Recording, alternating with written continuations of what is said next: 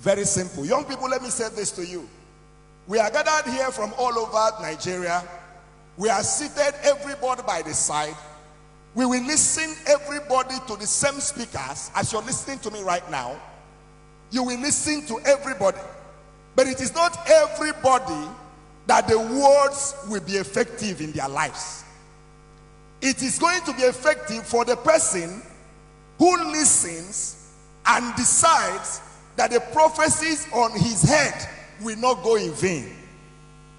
This is University of Nigeria and Nsukka. Several years ago, I came to this school as a student. Before I came to this school as a student, I was physically challenged at the age of 3. And between the ages of 3 and 10, I was a beggar in my village. Everybody knew me.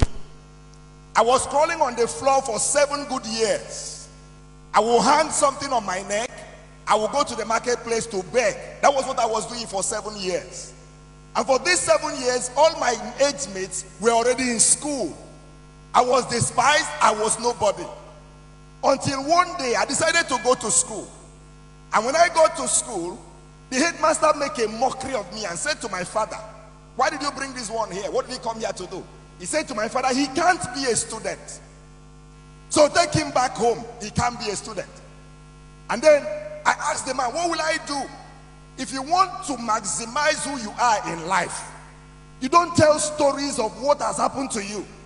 You tell stories of what will I do to come out of what has happened to me. That's the question. So I asked the man, "What will I do?" He said, "Go and learn how to walk."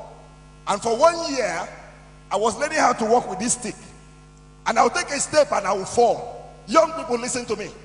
On the journey to success, you're going to fall several times. But when you fall, you're going to get right back on your legs. You're going to write an exam several times, but you won't give up until you pass that exam.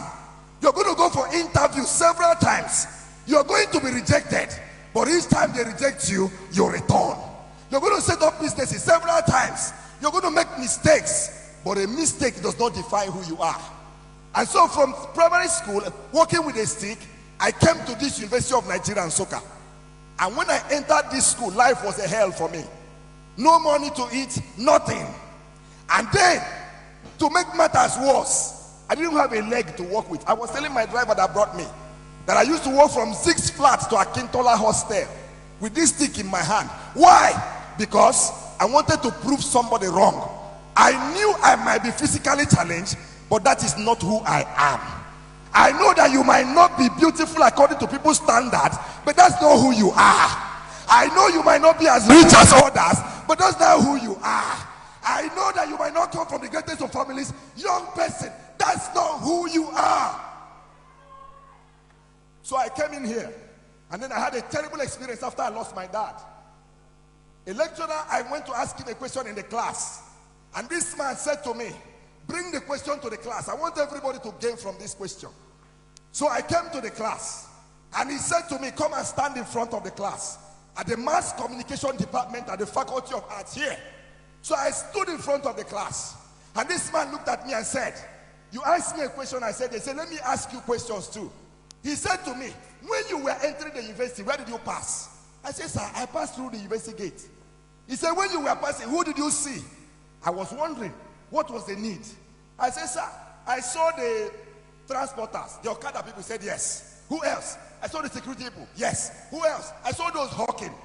He said to me, "Think very well. Who else did you see?" I said, "Sir, I saw those who were begging." He said, "Describe them for me." So I described them to him. I said, "Some of them are blind, some of them are physically challenged." This lecturer pointed me in my face and said to me, "That's where people like you stay, at the gate." He said to me, "Pack your things, go to the gate, sit at the gate and beg." He said to me, "You will never become anything. Your place is at the gate." He said to me, "Look around the class. Is there anybody with a stick in their hand?" He said, "Pack." Listen to me, child of God. Young people, listen. Life is not about the container, but the content. Life is not about the container. It's not about how tall you are. It's not about who you think you are. What can you do? What is inside of you? What prophecy are you carrying? What dream are you carrying? Can I share to you? I left this school with a first class. Listen to me, young people. I left this school with a CGPA of 4.86. Listen to me, young people. Today, as I stand here, I have a PhD. I am a lecturer and I teach in 2 different schools. I have cars that I drive on my own. I have family, I have a wife and children. Listen, child of God. Nobody is your classmate. You are your own. Nobody should influence you. Hey, young person, listen to me. You are not in competition with anybody. By the special grace of God, I have traveled around the world. The last time I got to UK, I got to London Heathrow Airport with the same stick in my hand.